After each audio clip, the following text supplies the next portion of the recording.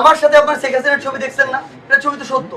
আমরা দেখার সময় ভালো দেখেই নেই, কিন্তু পদ পাওয়ার পরে অনেকেই পদের ইয়াটা সামলাইতে পারে না। আমরা এখন বিভিন্ন মিডিয়া হাউসের মধ্যে এই জিনিসটা দেখি। আমাকে বলতে দেন আগে, তারপর বলতেছি।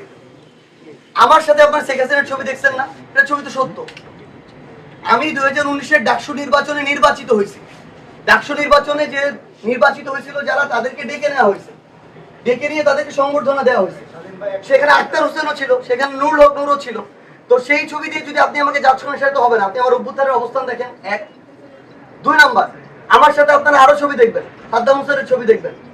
আমি আমার জেলা সংগঠনের যে কোনো প্রোগ্রামে বিতর্কে চ্যাম্পিয়ন হতাম, ক্রিকেট খেলে man of the match, man of the tournament হতাম। এই দুইটা আমি ভালো পারি। সোজা আমি বলতে যাচ্ছি যে শেষ করতে কথা না ভাই, প্লেটা দেখায়।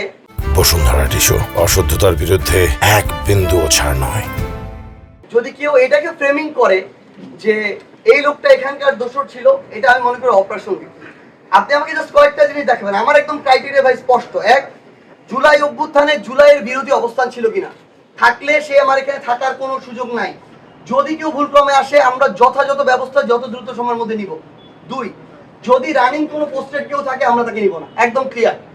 তৃতীয়ত, বিভিন্ন অপকর্মের সাথে জড়িত কারো যদি আমাদের কাছে এভিডেন্স আসে। প্রথম কথা, ভাই যেটা বললেন, আমরা দেখার সময় ভালো দেখেই নেই, কিন্তু পদ পাওয়ার পরে অনেকেই পদের ইয়াটা সামলাইতে পারে না, ক্ষমতার অপব্যবহার করে ফেলে আছে মানুষ। তো তখন আমাদের কাছে যদি এরকম তথ্য প্রমাণ আমাদের নেতাকর্মীদের মাধ্যমে আসে, আপনাদের মাধ্যমে আসে, যদি এরকম আসে, আমরা আমাদের জায়গা থেকে সর্বোচ্চ যেটা ব্যবস্থা নেই, ওই ব্যবস্থাটাই নিব।